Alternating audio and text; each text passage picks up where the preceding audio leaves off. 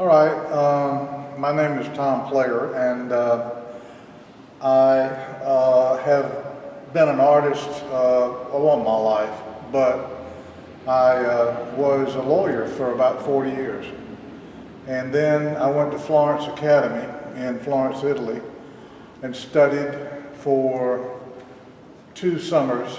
And also I've studied a fair amount with different artists, but I found that sculpture was my thing. I also paint and draw, but and I do a lot of that in connection with the sculpture.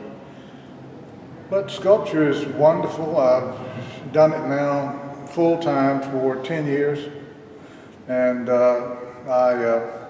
when somebody asks me what I do, I say I'm a professional sculptor. I've done a lot of commissions. I've done life-size bronze that's at Furman University of a small child and its father, called Reports of Her Day. And I've done a lot of busts, which are full-size, as you know, but not the bodies. So this is a real adventure. This is a kind of a double life-size. It'll be a bronze. It's commissioned by the Grace Episcopal Church in Charleston, South Carolina, for a small courtyard. And it will be dedicated in November. The story is pretty interesting. It's about St. Martin and the beggar, and now, of course, I always lose my tools.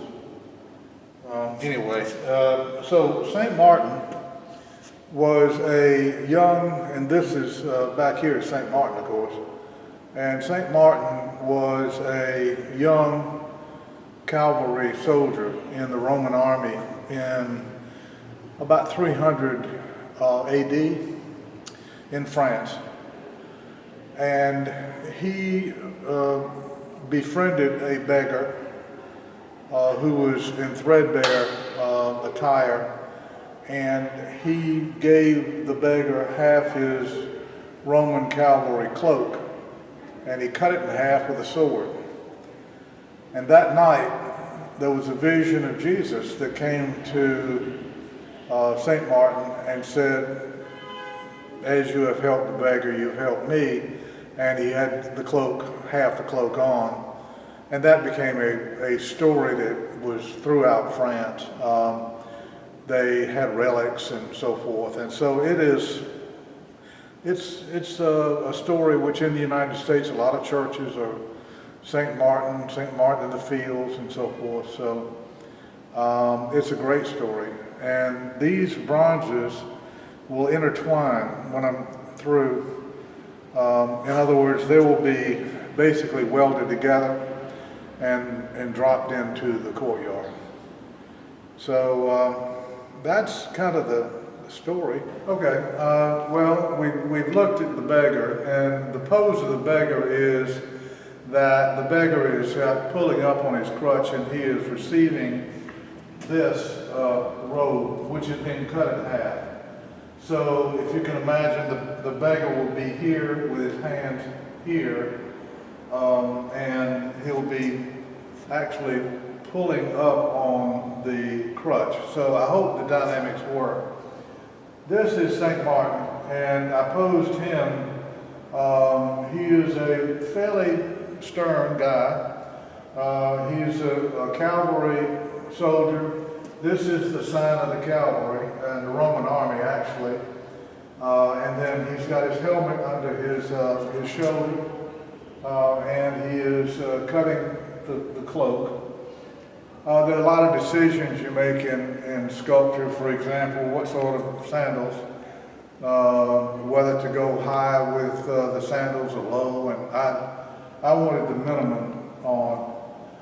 So at the end of the day, these two figures, as I mentioned, will be together. This has been a wonderful place to work. You can got magnificent, I guess they're 25-foot windows, which, like I say, on a cloudy day, you're getting ambient light that you can't get the dimensions with incandescent. You just can't do it. So I worked with Anita, was introduced to Anita, and oddly enough, Anita and my wife went to college together. And so they've reunited, and she does a wonderful job. And so I am basically here at the facility, and I've donated some funds to the homeless shelter, which I'm really happy to do, and probably, no, I know I'll donate some more. Anyway, that's how I got here, and that's what I'm doing here. And I love the community.